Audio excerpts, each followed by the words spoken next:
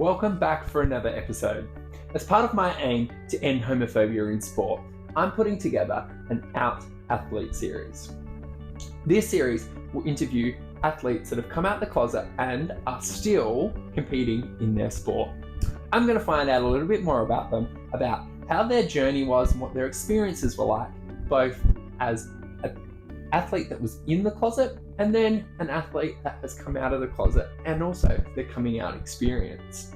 Today, I was fortunate enough to catch up with a very good friend, Jamie Carroll, who is an openly out 10-pin bowler and was the person behind the Pride Monarchs team, which were the first Pride team in the national 10-pin bowling competition. I'm your host, Dion Alexander, Mr. Gay Pride Australia 2022, and you are listening to Our Pride by Mr. Gay Pride Australia.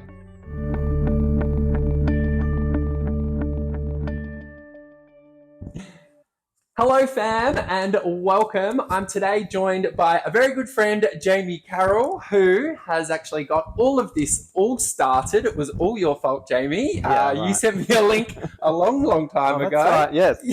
Yeah. Mr. Gay Pride Australia application link, and you said to me that I should apply. Yes. And I was thinking at the time maybe I shouldn't, but here we are now, and all of this is unfolded. So I have to thank you firstly publicly for that. Chicken dinner. Chicken dinner. Winner, chicken dinner. I'm joined with Jamie today as part of an Out Athlete series that I'm looking to put together. So Jamie is a 10-pin bowler, a fellow South Australian as well, and was the person that first introduced a Pride team at a national 10-pin bowling competition. So obviously, thank you, Jamie, for doing all of that. That's fine. My pleasure.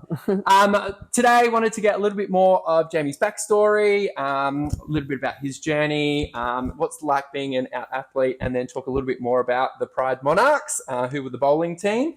So I think to start off, tell me a little bit more about yourself. Tell the listeners a little bit more about yourself. Me, so I grew up in Adelaide and moved here when I was 21, 22. So I've been here for over 30 years. I know it doesn't look like it, but and I'm very happy here, and I've got a really established group of friends, and I've had my own business for a long time. I'm a graphic designer. So yeah, I've had a very kind of, life's been pretty good to me. Yep. And I'm kind of taken up bowling 5 years ago because I think it's good to have a hobby. Yep. And especially I'm getting a bit older, and I think there's something to, fill your time and keep you occupied, stop you being cranky. Although it makes it pretty cranky, any sport. It's like golf, It's as frustrating as golf, I've been told by a lot of people. So yes, it definitely is very frustrating. It is. And it keeps you away from your loving partner as well. It does. He actually came to watch me on the weekend for the first time in a long time, and he said, it's too cold in these places to watch people. I thought, okay, fair enough. My sister also came to watch me, and she said, oh, it's like golf. It takes forever. There's a lot of equipment, and everyone's really frustrated. She said, Yep. That's right. So yeah. And whatever, I live in the city, which is actually not handy for 10-pin bowling because it's not. But when I finished juniors, my last year was around the corner in Rush Cutters, but now that's some, apartment building. Yes. Very expensive ones. And yes, I've got to drive a long way to get to bowling, and so it does require a level of commitment. Yeah. So, but I'm willing to put that in. Awesome. So you started bowling when you were quite young, didn't you? 9 or 10. Yeah. So, and was kind of coached from very early on. Yep. Like they used to kind of scout around, and as your dad's a coach, and they look for the talent. And so I was really lucky. I kind of got taken under the wing of some really, really kind of caring sort of people, and I had some really good friends when I was a kid in bowling. It was a very, very, very, very, very, very positive experience. Awesome. To kind of be good at something when you're a kid. Yes. Not that I was like painfully shy or anything, but it definitely turned me from a, sort of quietish 14-year-old to a very brash, confident 18-year-old. Then the next year I came out. So that's a... Wow. Yeah. So you represented South Australia at the time in President's Shield, didn't you? We've swapped stories. I was the captain in 1986. Away! And you were born in 1988. But you were also the captain very long time after. So yeah. And I used to travel a lot, and I actually left school. I left in the middle of year 12 because like I had to choose. Like Yep. all the time taken up by bowling was affecting my grades, and I'm like intrinsically so competitive that I couldn't finish year 12 if I didn't get a fantastic mark. So I just didn't finish it. It's as simple as that. But yeah, I was very, very devoted to it. And then a year later, I wasn't bowling anymore. Well, yep. So when you were bowling, were you openly out? No. No. Did you know about your sexuality at that stage? Tell us a little bit more about thoughts in your head around that. Well, do you know what? It's so long ago, and I kind of remember being more sort of not confused, but being more aware that I had like homosexual tendencies. Yep. When I was much younger, you know, like 13 to 14. Yep. But then I think there was that age where you hit where you're like, okay, I'm a teenager now. I've got to have like the right hair. I've got to do all those teenage things. I've got to, you know, and I came from a pretty simple background. So, yeah, there wasn't a lot of kind of cash being thrown around. Not a spoiled everything, but I did really like to present a certain view of myself. Yep. And that included having pretty girlfriends, you know? So, yeah, I think I still had a girlfriend up until I was 18. Yep. So, yeah. No, because when I did come out, I had just started my first year of adult competition, which we used to call seniors. Yes. But now seniors is a very different thing. It's over 50, and now I'm senior. So anyway, yeah. So well, hang on, we've got to put it back. You can be over 45 in some of them. In some of them, yes. yeah. So give you a few years back there. Yeah. So I guess, were there a time when you were a junior, obviously you came out post that, so when you were 18, was there a time when you were a junior when you thought about telling anyone in the sport, or no? And was there a reason behind? It was it was mid 1980s. Yep. Just wasn't. Like, I've got a 15-year-old nephew. Yes. And his best friend at school is gay. And I just said, when did he come out? And he said, oh, he's just always been gay. I think, no, like, so I think all those sort of big markers aren't as kind of defined anymore. Yep. So, what was your question again? I was just about like whether you had thoughts of coming out. Oh, right. No. Yeah. No, sorry. No, not really. And I really tried not to harbor any sort of, you know, feelings towards other boys. I always had really good friends, really close male friends. Always have had. Who haven't necessarily been gay, and I've always kind of held that in such high regard that I think, you know, just things turn off. Yeah. So you know, and it's, as I said, it was the 80s. It wasn't like as easy as, you know, just kind of rocking up one day. It was a big decision. It was like a really big decision, and it was very scary. So it involved a lot of strategy, and so yeah. So no, I waited until I finished juniors. I think it had something to do with, because I was quite popular as a kid. Yep. And I loved it. I loved the social side of bowling as much as I loved kind of the competition side. And I think maybe I just thought, I don't want to be pitied, or, you know, I don't want the like, you know, it's kind of, it seems really sort of conceited, but it was a bit off-brand. Yes. Not in terms of, you know, I didn't really care about how I was perceived in terms of sexuality or masculinity or all that sort of thing. That didn't really bother me too much, but it was a big change, you know. Especially back then. Yeah, and I'd gone through all this time really kind of liking who I was. Yeah. And it was like, oh, well, I like that new person. Yes. So, yeah. Which is unfortunate, because I did kind of get a lot better as a junior, and I was quite competitive at the end, and I was lucky enough to get taken away to all these amazing coaching clinics and stuff like that. And had I kept going, you know, I imagine I still would have kept the trajectory. Yeah. So, you know, sort of, I always wonder about that, but it's not like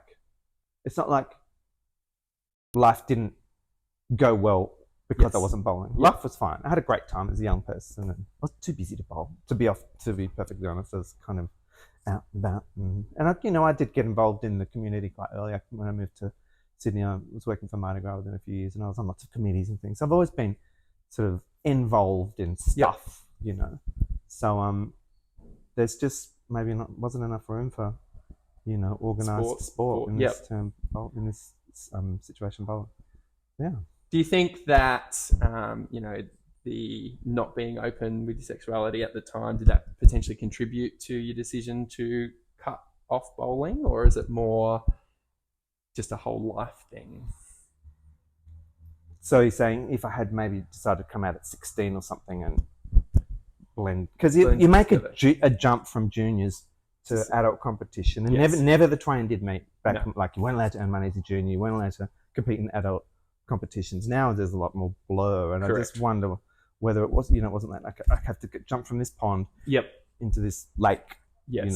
Yeah. It was, and maybe if everyone was not conditioned, was used to, the new me. Yep. Because that's how a lot of people did treat it in those days. It was like you're a different person. Yeah. I remember someone, she was quite prominent. She was very, very prominent. And she was a quite good friend of mine. And she said, "Oh, how's the new lifestyle?" And I thought, she was a bit of a card. She's a funny chick, but I didn't take it very well. I was very sensitive to it. This was after I came out, when I was kind of still hanging around and bowling a bit. Feeling very uncomfortable, mind you. And yeah, so it's kind of, when you're feeling that uncomfortable, your sensitivity's up here. Yeah. Anything that anyone says. Like there's one guy I was convinced was behaving in a quite hostile way towards me. But then, fast forward 30, 35 years, he's sent me all these like old records and letters and result sheets. I don't know where he got them from. And I just so lovely. I didn't ask him, he just sent them to me. It was a Facebook thing, and I thought, wasn't that nice? I thought maybe I'd had it all wrong. Yeah. But as I say, everything's changed, and everyone's perceptions towards us has changed. Most people's. So yeah, it's kind of hard to tell. Would I have been safe? Yeah. I'm not sure. I don't know. I don't think I would have been in any sort of physical harm, but emotional harm definitely. Yeah. So. And I think before you, it's ingrained in there. Visceral response, isn't it? Probably just want to pick up, like you did say that you were, not feeling the best about it. Particularly, you come out, you were starting bowling in what was called seniors, or what we commonly know now as adults, and obviously that interaction with that person, how it has your new lifestyle, and it wasn't all sitting well with you. Yeah. I potentially think that might have been, but did you feel like at that stage that, yes, I've come out, I'm open about my sexuality now, but there's not really a place for me here? Did you feel sort of on the outer? There definitely wasn't a place. Yeah.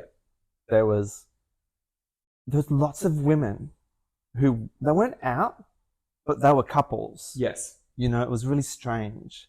And they were, and they were quite in the upper echelons of the sport.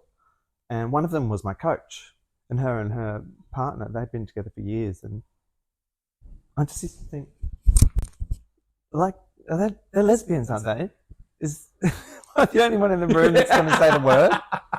But, it was the same days you had Elton John and Boy George and Freddie Mercury running around pretending they were bisexual or asexual, or not that there's anything wrong with those two things, but they certainly were homosexual. Yep. So it was kind of that whole, again, it's that like, oh, well, no one else is willing to put a name on this. So it kind of felt like I had to, hello. We got a special guest appearance here. Hello. It was kind of about all that being, like, I was going to be the first. There was a man, a bit older. I thought he was older. He was probably 35. Yeah. Perception back then, right? And he was clearly gay. But it was not like I felt I could talk to him. I didn't know him that well. Well, yeah. But it was like, again, I just thought, I didn't want people to talk about it, but I did want people to acknowledge it, yes. So yeah, it was. Yeah, I think maybe that whole idea about, I would have had to have been, because I'm sort of, I'm a fairly sort of out there kind of person. Yep. It was, I couldn't have just flown under the radar. Oh, by the way, have you heard, Jamie's gay? It wouldn't be that. It'd be headline, Jamie's gay, which, I wasn't up for. And as well, I was, you stop, so much happens around that age. Like, yes. You're finishing school at the time, in bowling, if you're a junior, you'd know this, those last few years, it's like fever pitch. You're everywhere all at once, if you're doing well, people want a bit of you, and Yep. it's fantastic, but it takes up a lot of time. And then, then you have to sort of start paying for things yourself, and you might start moving out about that time. And the money thing was a big part of it. Yes. Things were expensive back then. I know things are expensive now, but things like bowling balls and airfares were like not priced too differently than they are now. Yeah. Which sounds crazy, but they weren't. It still is an expensive sport, but it used to seem very, very expensive, especially the travel, especially from Adelaide. Yeah.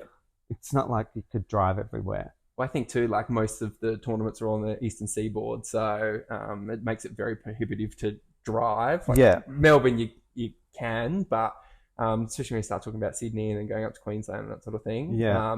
That was it was always a big expense for me in bowling as well, was the travel. I got a bus to Queensland once. Oh God, it was revolting. I woke up, I'd fallen asleep, and I'd squashed a fly on the window, and I sat up, and my friend Jay's like, "You got something in your face, mate." And I thought, this is horrible. No one should have to get a bus to Brisbane. No, well, I remember my first junior nationals, we got a bus to Canberra, and that was bad enough. I think we bussed all through the night as well. I think it's about 19 hours or so to Canberra. I can't remember, in a bus. And we'd gone overnight, and then that day we were bowling squads. And it was it was horrendous. I think I was being 10 at the time. Call child protection. Seriously. That Canberra thing, it's funny. Mum and Dad used to be driving holidays. Canberra was always perceived as drivable. Yep. Sydney, no way. It's like 3 hours more. We'd have driven, 498 to get there.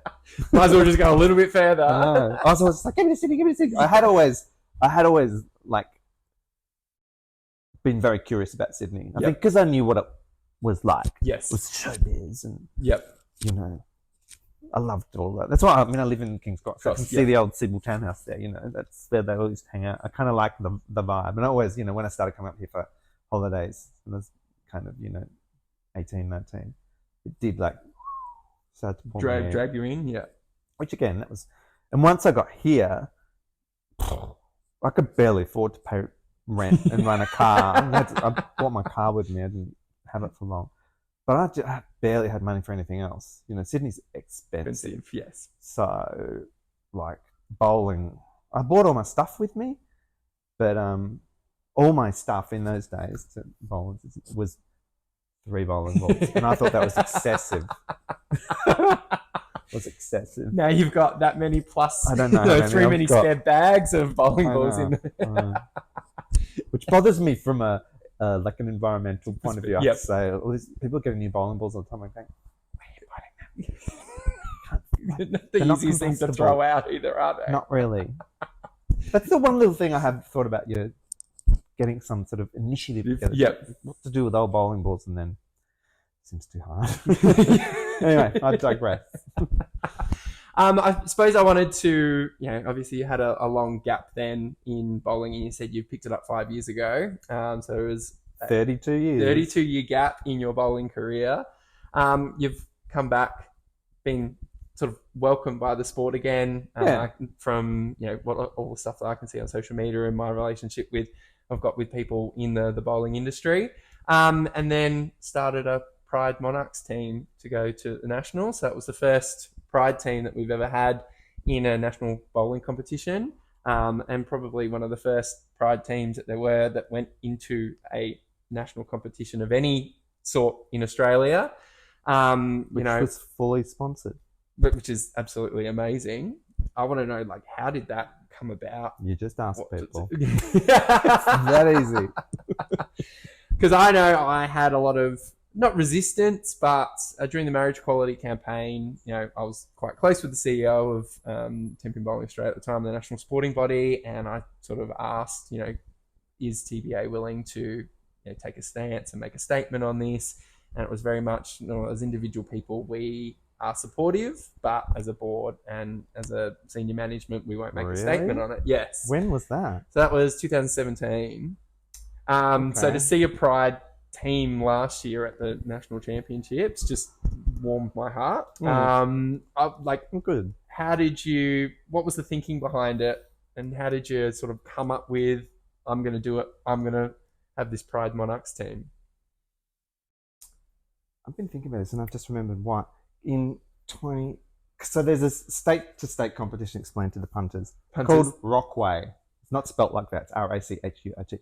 It's very, unfortunately, it's not so much anymore, but it was very prestigious. Yep. So as kids, Dion and I would bowl President Shield, and then be expected once you get to adults, you would represent your state in Rockway, and so a couple of years after I took up bowling here, I made the New South Wales Rockway team. Yep. Not many people tried out. I didn't care. I still got a blue shirt, whatever. And I was in the seniors team as well. Neither of those teams went to Tasmania because of COVID. Yeah. It was very upsetting. So I kind of thought, oh, I'm bowling that. And then I don't know if I'm on the New South Wales committee, and I don't know if I got on that committee before, and I thought it wasn't appropriate if I was putting my name up to be on the team. Yeah. Anyway, so I decided, I did a bit of asking around, spoke to lovely people like Michael Craig, and I think I'd met Madeline by then. And I thought, okay, we've got myself and two good bowlers, and we should be able to cobble a fairly good team together. And then 2022, I had some family stuff. I didn't go forward with it, but they'd approved the idea, the people who ran the franchise competition. And then, the next year, just everything fell into place. This woman called Romany Brooks. Thank you, Romany. I'm still very grateful for her generosity. She gave us some commission. We did, my partner and I had sold a property, and she sliced off $5,000 for the entry fee for the team, which was going in her pocket, and she gave it to us to get at least the entry fees paid, and we sort of got some other sponsors, some clients and whatnot, and so I thought, okay, let's do it, and we did it. That's awesome. So it was interesting. There were a couple of people who I spoke to, and the response from one of them was, some people didn't like the idea of the new Rockway because it was a bit sort of, that's not traditional. So I totally get that. That was fine. But there was one person, and I've spoken to him about this, I think. But because Madeline was going to bowl on the team, Madeline is a trans woman who was on our team. This person said, I just think it's going to be controversial. And I just said, but that's the point. Yeah. And it was kind of, he's a different generation to me. He's probably 25 years younger than me. Yeah. And I just thought, oh gosh, is that normal thinking for a younger gay man? I don't know. That's very that's quite weird as well, because I would have thought that we're moving into a more accepting time frame than what it was when, particularly when you grow up and when I grew up. It was controversial. Yeah, it was. It was messy, and I think I thought back and I thought, you know what? Maybe he was onto something. Yeah. He's a very high level bowler, and he's a great guy, and I just thought maybe he was being wise, which is hard to sort of acknowledge. It's it's kind of conflicting. So, but I think too, yes, it was going to cause a bit of a stir, but at some stage too, I look at everything that sort of changed the way that we are as a society, and that's brought about controversy. And the first Mardi Gras march was a protest. People got thrown in jail. Correct. Yeah. So I always look at that. Look through history. And the Sydney Morning Herald published their names. Never forget. All of them. Never forget. However left they want to try and present themselves now. Yeah. It's in the vault. So I think that there's always going to be a level of controversy around that sort of thing when you're making change and making inroads. What I'd be keen to know was the team accepted from all the other teams in the competition and the administration? Yeah. Look, there are a few people who are a bit sort of funny, but that was more about skill. Are you good enough to be in this? Yeah. It was directed towards me, I have to say. I didn't perform very well. I was a bag of nerves. It was very stressful. On the ground there, it was really, really stressful. Yep. And that had a bit to do with some of the guys on our team whose behaviour was a bit on the nose. Yeah.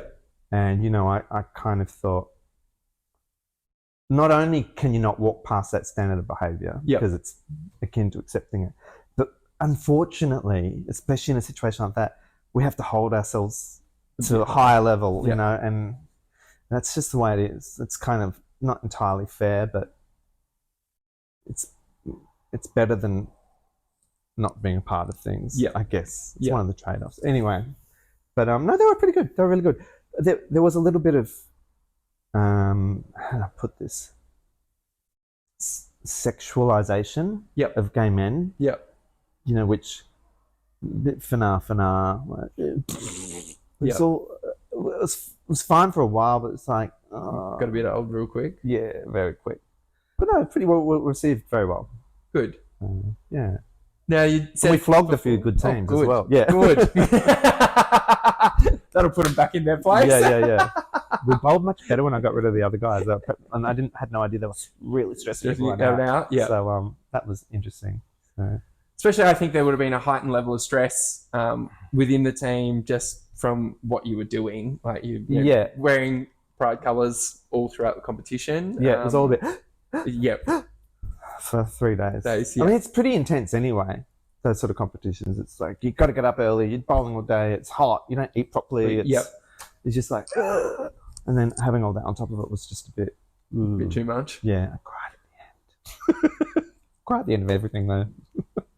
You made it. You did it. You had the first. We did it. Yeah. First, you know, LGBTQI plus team, a Pride team, international competition, which is fabulous. And you said before there was a little bit of controversy.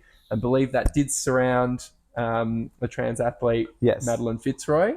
Tell me through some of the struggles with Madeline. So I used to play juniors with Madeline. She was a year or two younger than me. And as you know, as a junior, that's 20 years when you're 17. So I didn't know Madeline back then that well.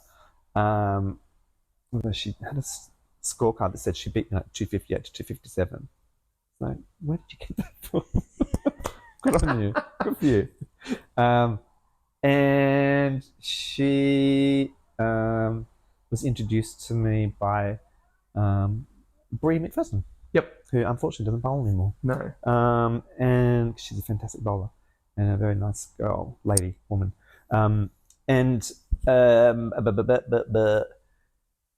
She joined our team. So in like the men's team are allowed to have women bowl on the team. So there was no big deal about that. There was no sort of question about that. However, after the teams event, there's a singles event called the Masters, which is not an age thing. It's a format thing.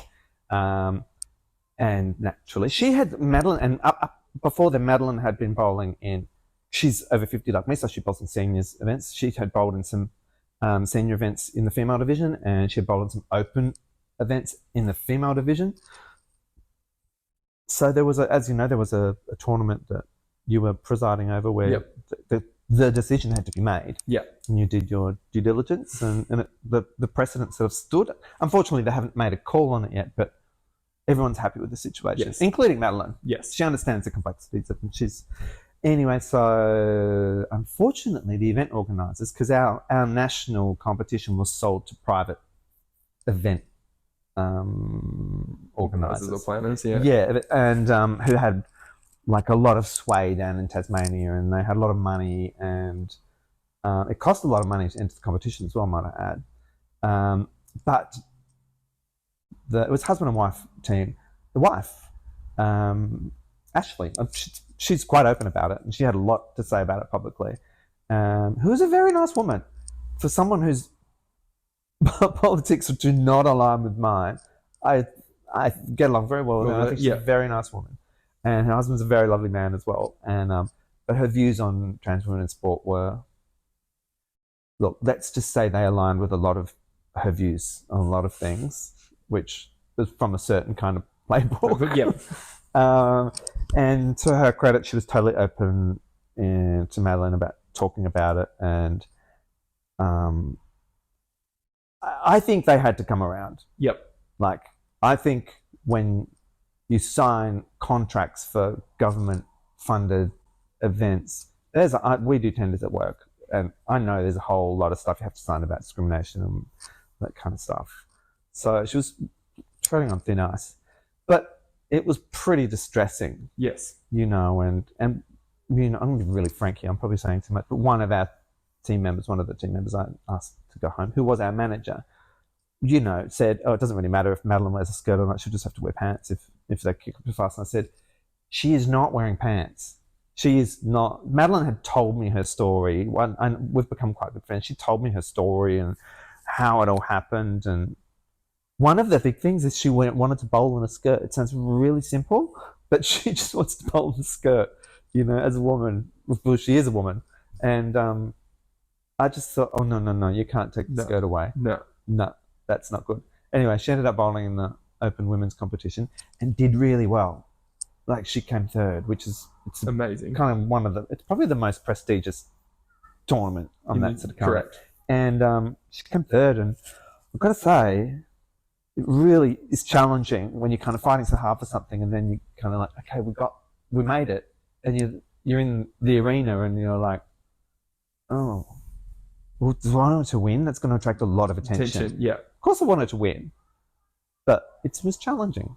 That's sad that those thoughts come to mind, and I dare say they'll come to Madeline too, and I'd love to speak to Madeline one day on the podcast too. A bit of a segue. It was horrible. Which would be great, because I think it's just, you show the innocence of what she wanted to do there. Like, I just want to bowl in a skirt. Like, that's like, I just want to compete as a woman. Yeah.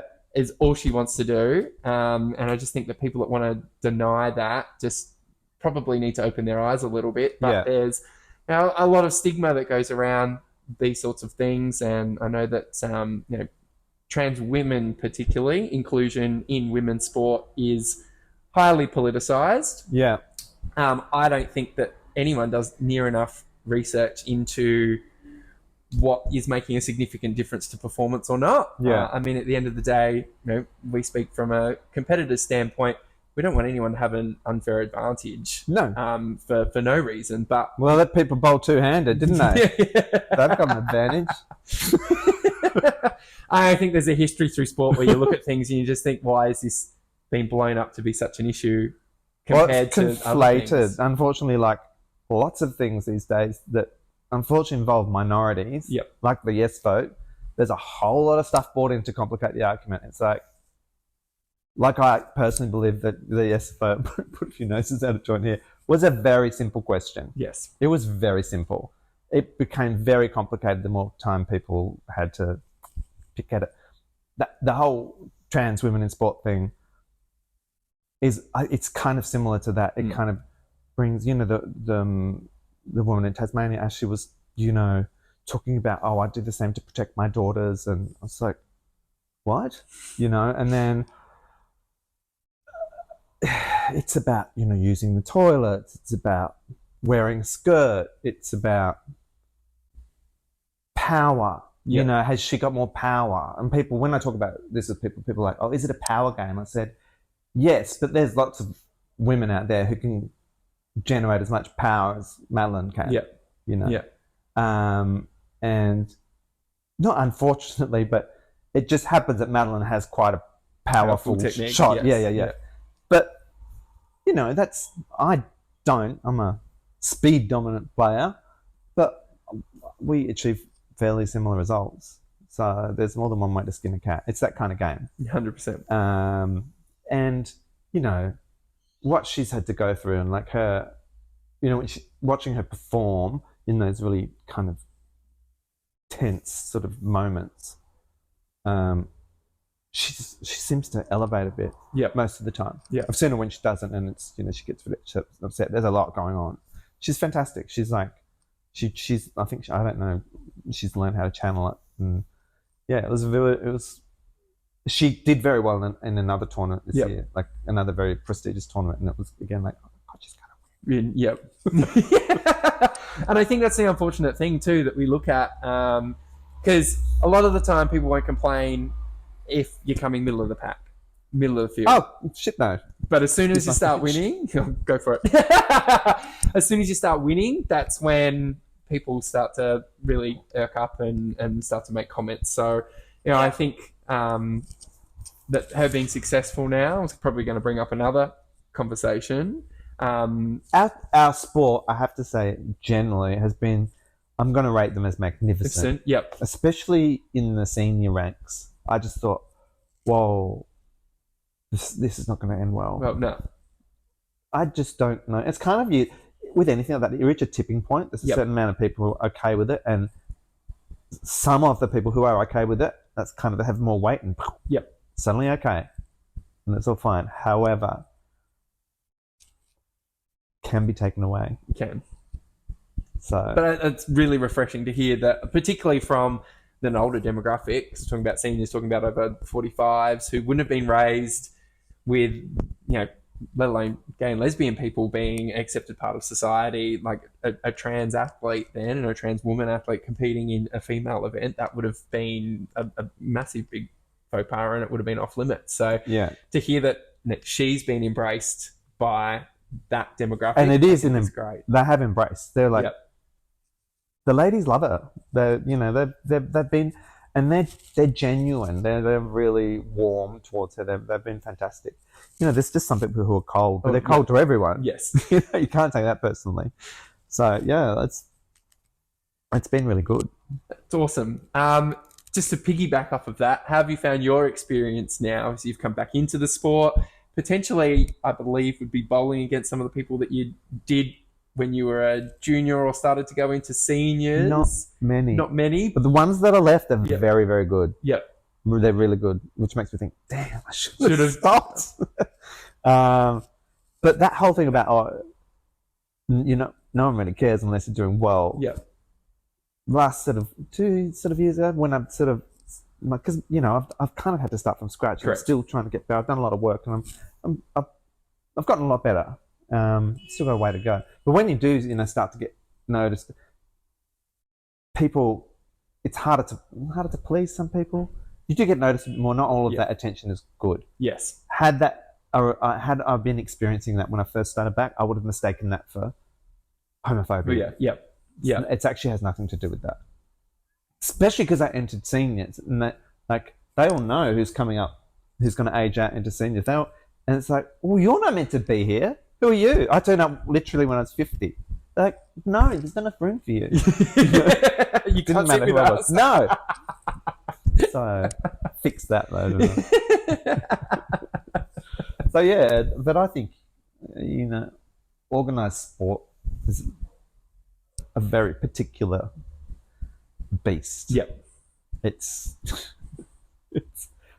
lots of people complaining, lots of passionate people, lots of stories about money going astray and all these sorts of crazy myths. So it's a complicated environment. And so you can't get some of that stuff mixed up with people being like targeting you personally. Yes. So no, I love that sort of you hear these stories now, and it's probably similar to my own stories. I host a nationally ranked event that sort of hopefully I think led the way for Madeline's inclusion in the women's events. I did receive a phone call from the national body about her participating in my event, and I'm like, if anyone's got a problem with it, they can talk to me, and that sort of shut all that down. So I was fortunate and glad that that did happen, because I think we need to afford people the opportunities to be able to do these things and be comfortable in events. How do you sort of see the impact of the Pride Monarchs on potentially wider sporting world? Do you think that potentially that it will lead to some change in other teams participating in other sports? If I don't know that we had that much profile. I don't know if bowling has that much profile, unfortunately. I wish it did. But I don't know. I don't know a lot about other sports. Every sport seems to be quite particular in how it treats. It's it's rainbow athletes. We just saw the Matildas, and there was, I don't know, I don't watch that kind of news where it's going to be said. I don't watch much news at all anymore. there was a bit of backlash, about a lot of the girls, having wives there and girlfriends there, which thankfully got squashed. But I did raise a question, like, was it their success that pushed that back? Yeah. Or was it the sport handling itself well? Yes, I don't know. There seems to be a lot more out female athletes than there are male. Yeah. And I don't believe that men stop playing sport when they come out. Yeah.